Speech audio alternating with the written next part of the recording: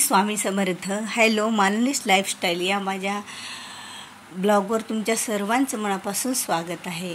कालच्या व्हिडिओला प्रतिसाद दिल्याबद्दल सर्वांचे मनापासून धन्यवाद. तर आता आपण निघत आहोत श्री स्वामी समर्थ सेवा केंद्रामध्ये. गुरुवार होता तर म्हटलं चला आरतीला जाऊया. थोडासा वेळ होता, ट्युशन झाले आणि ट्युशन संपला तर थोडासा वेळ होता शिल्लक. मग 15 मिनटात झटपट आवरलं आणि 5 मिनटं आता राहिलेले आहेत म्हणून घाईघाईमध्ये आता निघालो. 5 मिनटामध्ये आरतीला आपल्याला पोहोचायचं आहे. खूप उशीर झालेला आहे आरतीसाठी. करा लवकर लवकर.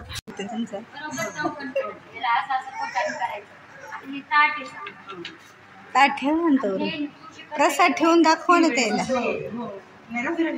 त्यातल्या काकू त्यांना नैवेद्य कसा देवांना दाखवावा, स्वामींना दाखवावा हे समजावत होत्या. आणि खरंच केंद्रामध्ये सर्वजण एकमेकीशी मदत करतात. आता आलो बाहेरून आरती करून, स्वामीची आरती वगैरे छान झाली. तिथे गप्पा गोष्टी पण झाल्या थोडं, आणि जे बांधकाम होत होतं स्वामी समर्थ केंद्राचं ते पण पाहिलं. आता घरी आलो, स्वयंपाक राहिला होता आणि स्वयंपाकाला तर आता येऊन कंटाळा यायला नाही. एखादा दिवस असतो आपल्याला खरंच येतो कंटाळा. मग आता कंटाळा आला म्हणजे आज काय रेसिपी असेल हे तुम्हाला ओळखायला आला असेल. कंटाळा म्हणजे आता आपल्याला बनवायचं आहे खिचडी. त्यासाठी इथे कांदा कापून झालेला आहे, बटाटा पण कापून झालेला आहे आणि आता हिरव्या मिरच्या घेते थोड्या आणि टाकते आणि खिचडी आता बनवते.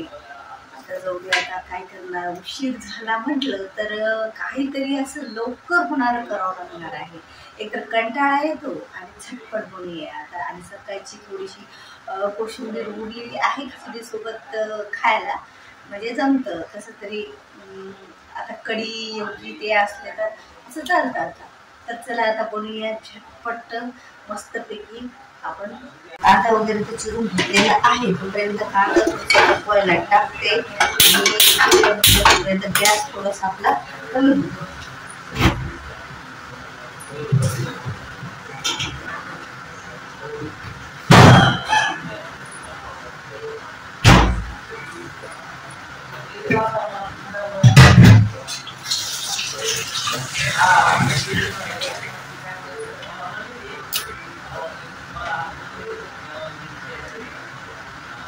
आणि आता बनवताना उशीर तर नेहमीच आपल्याला होत असतो, पण कसं असतं माहिती आहे का,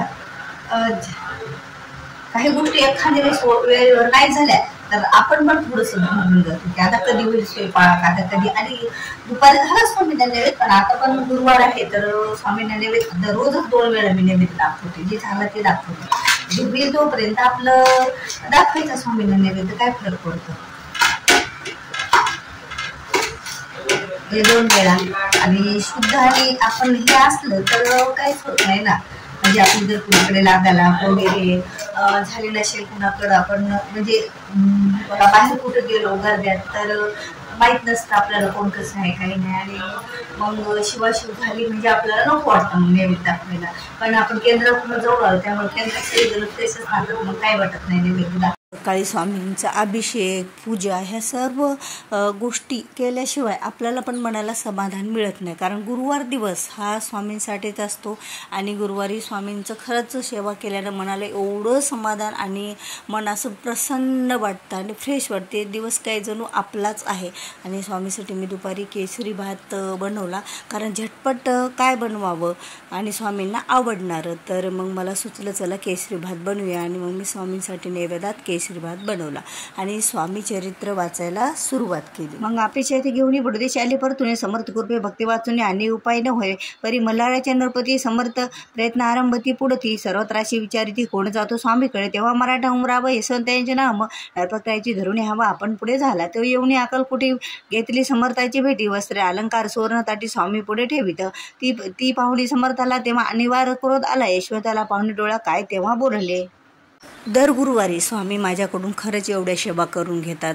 कारण एकदा का स्वामीच्या सेवेत शिरलं तर वाटतं आपल्याला गुरुवारच्या जास्तीत जास्त सेवा आपल्याकडून व्हावं. दुसरं काही शिल्लकचं काम नाही झालं तरी चालतं, पण दुपारची वेळ, मग काल दुपारी मला 1-2 वाजले जेवण करायला, तरीही मी त्या सेवा काही सोडल्या नाही. तर गुरुवारच्या सेवा म्हटलं तर श्रीसूक्त, व्यंकटेश स्तोत्र, तसं तर श्रीसूक्त आणि व्यंकटेश स्तोत्र मी दररोजच घेते. पण आणि सिद्ध मंगल स्तोत्र आणि सिद्ध कुंजिका स्तोत्र ह्या दोन्ही पण मी घेते आणि दररोज ही एक सेवा करते बरं, सर्व मंगलकारक श्री विजय सूक्त.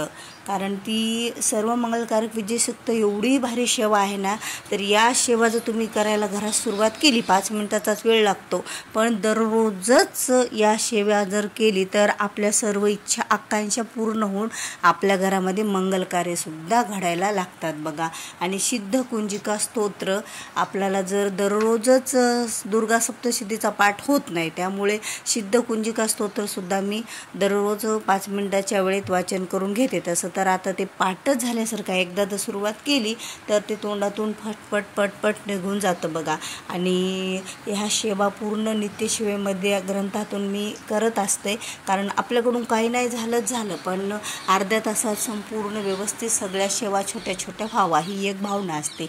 आणि श्री स्वामीचरित्र सारामृत थोडा आता स्वामीचरित्र माझं खूप दिवसापासून आहे, थोडंसं फाटलं आहे बघा ते, तर घेऊया आता. कधी जाणं होते काही माहीत नाही, मला गावात काही भेटत नाही, पण आपण ज्या वेळेला परभणीला गेलो केंद्रामध्ये तर खरंच तिथून आपण घेऊया. तर खरंच गुरुवारचा दिवस खूप छान गेला. केंद्रामध्ये आरतीला पण गेले आणि त्यामुळे दिवसभरचं रुटीन असं होतं की वेळच मिळाला नाही मग मुलांनासुद्धा कॉल करायला. मग दोन्ही मुलांना कॉन्फरन्सवर घेऊन मुलाला आणि मुलीला मी बोलत बसले. कारण बघा, ही जरी कामं आपल्याला दिवसभर असतील तरी आपल्या लेकरांना एकदा का दिवसातून बोलल्याशिवाय आपल्याला एकतर निवांत झोपही लागत नाही आणि एकतर करमतही नाही. मग मी जेवायचं सोडलंय, नंतर जेवण करावं म्हटलं, पण अगोदर आपल्या मुलांना बोलून घ्यावं.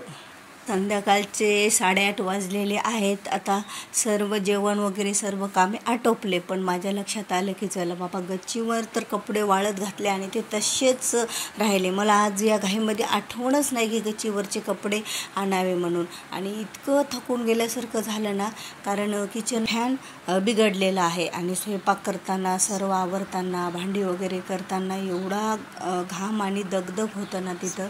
आणि सगळं, कारण आज गुरुवार म्हटलं तर खूप अशी घाईच असते बघा सर्व. आणि आता सध्या काय झालं काय माहीत, जसं पंढरपूरहून आलं ना तसं मला जास्त घाम पण यायला लागला.